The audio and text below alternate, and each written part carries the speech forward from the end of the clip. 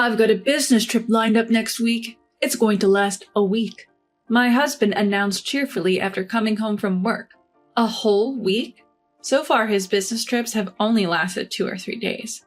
1 week seemed unusually long. This time it's abroad. Abroad? No wonder he seemed so excited. It was his first business trip overseas. Our company is planning to expand to France, and I've been chosen for the inspection. He must have landed on the fast track to promotion. Being trusted with an international project like this? Taking his words at face value, I helped him prepare diligently for the trip. My name is Alice, a 40-year-old working woman. My husband, Jake, is 42, 2 years my senior. We've been married for 10 years. Despite our efforts, we've been unable to conceive a child.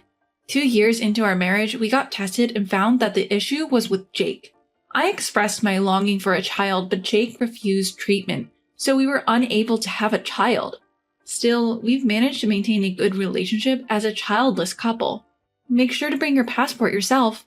2 days before the business trip, I told him to leave his passport, which should be in his room, in the living room.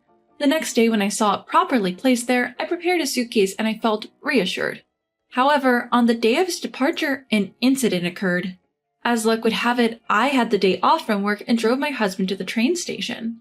When I returned home and was about to turn on the TV in the living room, I noticed the passport still lying there. I was sure he nodded when I asked if he had taken the passport. Why was it still here? Could it be an old passport? I wondered, but upon opening it, that wasn't the case. I hurriedly tried to call my husband, but it seemed his phone was off. I sent him an email and waited, but still couldn't get through. I wondered what time his flight was. Maybe, just maybe, I could make it if I drove. I decided to call my husband's office. Luckily, my husband's senior colleague answered the phone. And when I explained, "My husband seems to have left something behind. Could you tell me what time his flight is?" He replied, "The flight should be around 10 o'clock. It was still before 9, and the airport was an hour's drive away. Even though I hadn't been able to reach my husband, I decided to take the passport and head to the airport. However, I still couldn't get through to him even after reaching the airport. I decided to wait a little longer and took a seat on an airport bench. In the 10 years since we were married, I'd never had a reason to doubt my husband. But he spent a lot of time away from home, claiming work or business trips, and I had no idea what he was doing during those times. This time too, if it was indeed an overseas business trip, he must have contacted me by now. Considering he didn't have his passport, could it be, was the business trip a lie? But when I had called the office earlier, it seemed like he really had gone on a business trip. What was going on? As I thought about these things, I started feeling irritated and decided to treat myself to a luxurious lunch alone before heading home. While I was having lunch, I tried to sort out my thoughts, but my suspicion that my husband might be having an affair only grew stronger. Normally, I don't enter my husband's room, but I made up my mind and opened that door. There, I found the dress shirts and business socks I was supposed to have packed in a suitcase. On his computer desk lay a diary. Feeling guilty, I picked up the diary and opened it. The date of today had business trip written on it. The destination was California. What does this mean? Why an overseas business trip? There was no information in the diary. I started up my husband's computer. Since I have a laptop that I use for work, I never use my husband's computer, so he probably never expected me to touch it. Without having to input any password, his computer started up. Looking through his emails, they all seemed to be work-related, nothing suspicious. I opened all the folders one by one, but nothing seemed to be of concern. Was I overthinking this? But something didn't add up. Suddenly, I decided to check his internet history. Then, I stumbled upon a shocking truth. Night fell, and I finally received a call from my husband. "What's going on? You've been trying to contact me all day." He sounded annoyed. Somehow I managed to stay calm and asked, "Where are you right now? You left something behind." "I've just landed in France. What did I leave behind?" At that moment, I thought I heard a woman's voice in the background, but I only conveyed the necessary information. "Your passport." "What?" Hearing my husband's flustered voice, I quickly lied. "Just kidding. You left behind one of your dress shirts. Can you manage with washing and such?" He sighed. "I'm not a kid. I can manage with one less shirt." Trying to sound as calm as possible, I said, "Right. Do your best on your trip. and hung up the phone. A week later, on the day my husband was to return home, I took the day off and waited at home. This week seemed both long and short at the same time, a strange feeling indeed. I was keeping a low profile in the living room when he came home in the evening. I was prepared to wait until midnight if necessary, as I wasn't sure what time he'd return. But he came back earlier than expected. My husband walked into the dimly lit living room. "Welcome home." When I called out from the shadows, he was so surprised that he fell on his backside. "Alice, weren't you supposed to be at work? Turn on some lights at least."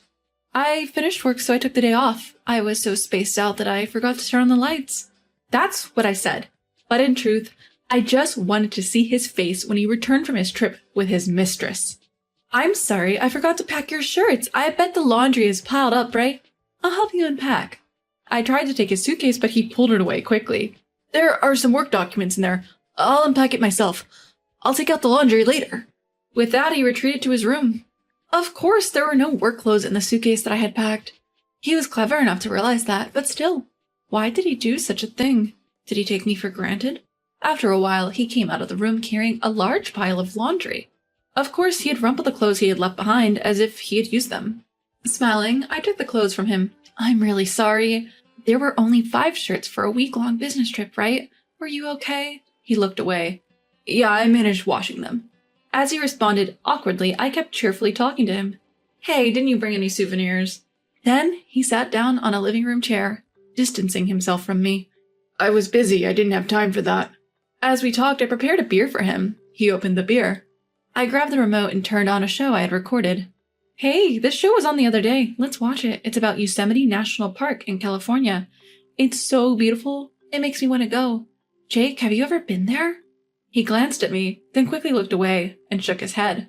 "Nah, I've never been to California." I feigned surprise. "Really?" When I said that, he nodded. Now it's my turn to counter. I shoved the screen of my smartphone in front of him. "But you've been to Yosemite National Park, and the food was delicious, wasn't it?" What was displayed on my phone was a blog post. When I checked his computer in his room, I found a blog that he frequently visited in his internet history. Looking at the blog, I saw a family from behind. The author of the blog seemed to be a man. Between the man and the woman, there was a young boy. If you just looked at this, you could guess it was a parenting blog. But the problem was the man. I couldn't see his face, but the clothing and stance were undoubtedly my husband's. When I saw that, I panicked and hyperventilated. After a while, I managed to calm down and search for the blog on my smartphone. I bookmarked it without hesitation. Then I opened my planner. I hadn't noted down the days my husband was working overtime, but I did write down his business trip days. Comparing those dates with the dates on the blog, almost every post contained a picture featuring my husband. According to the blog, the boy is 4 years old. When I found this, I thought maybe my husband wanted a child and was having an affair with a single mother, playing house. When I showed the screen of my smartphone to my husband, his gaze stuck to the screen, frozen. "This is your blog, isn't it?" My petrified husband started to wave his hands in panic. "Huh? What are you talking about? What do you mean?" I could tell his voice was rising, and more than anger, laughter welled up within me. I pulled out my husband's casual clothes from the laundry he had given me earlier.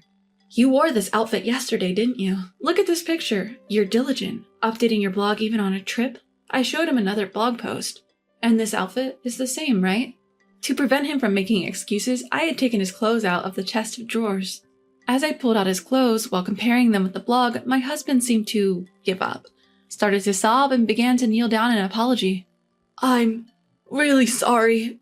It was just a momentary lapse. A girl I met at a bar seemed to take a liking to me, and she said she was a single mother, so I got caught up in advising her." "Oh, isn't that interesting? Taking your mistress along on a company trip? How impressive." As I looked at my husband with cold eyes, he continued without looking up. "No, you've got it wrong. She wanted to go to California, and it just so happened my business trip was to Yosemite, so we met up there." "Are you serious?" My husband kept his head down and begged for forgiveness.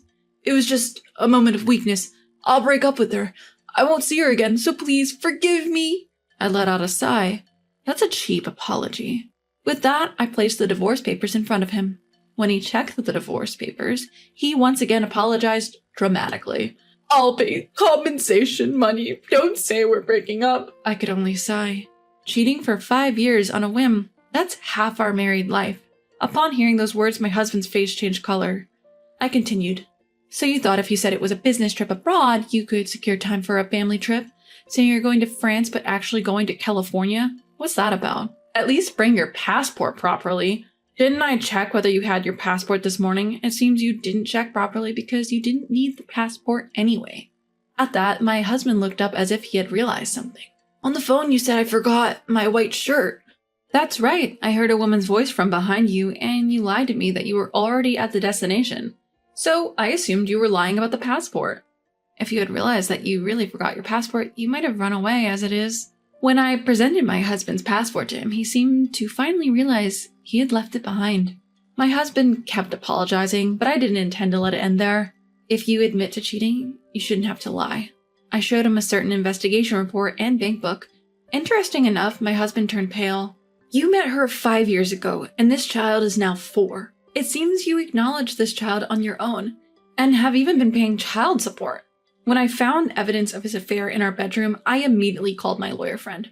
She agreed to meet me that very day, so I took as many pictures as I could of my husband's diary, the clothes he wore in his blog posts, and headed to meet her.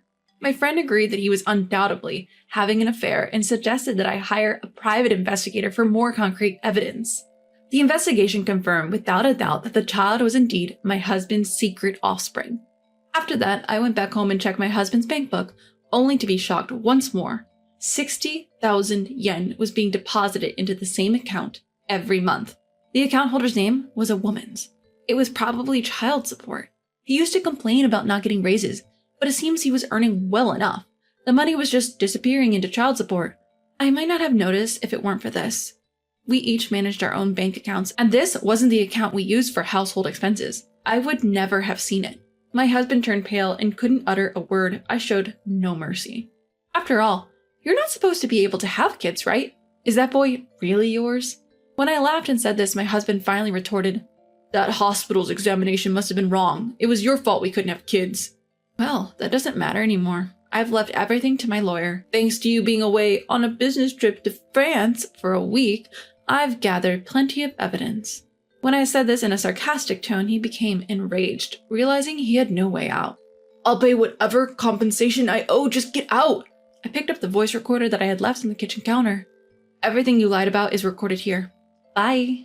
I had decided to bring up divorce, so I had recorded everything just in case. My husband was alternating between anger and panic. I didn't pay him any attention and walked out of the house with my bag. My husband watched me leave without much resistance, perhaps thinking I might return if he apologized again later. After all, as far as he could see, everything in the house remained untouched.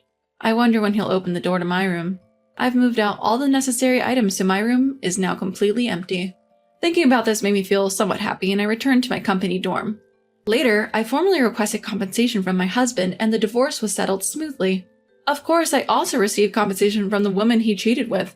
My ex-husband was berated by his mistress for revealing their affair. However, he seemed troubled by something I had said, so he asked her if the child was really his. She replied candidly, I don't know whose child it is. At the very least, you were just a cash cow. My ex-husband sent me an email detailing his side of the story with the other women, playing the tragic hero. At first, I found it amusing, but I lost interest when I found out that he was forced to resign from his company and was living in poverty, so I blocked his emails. I have no idea what happened to him after that. I started a comfortable life in the company dorm, doing things I couldn't do while I was married, like going out for drinks leisurely and traveling with my colleagues. I'm enjoying my life.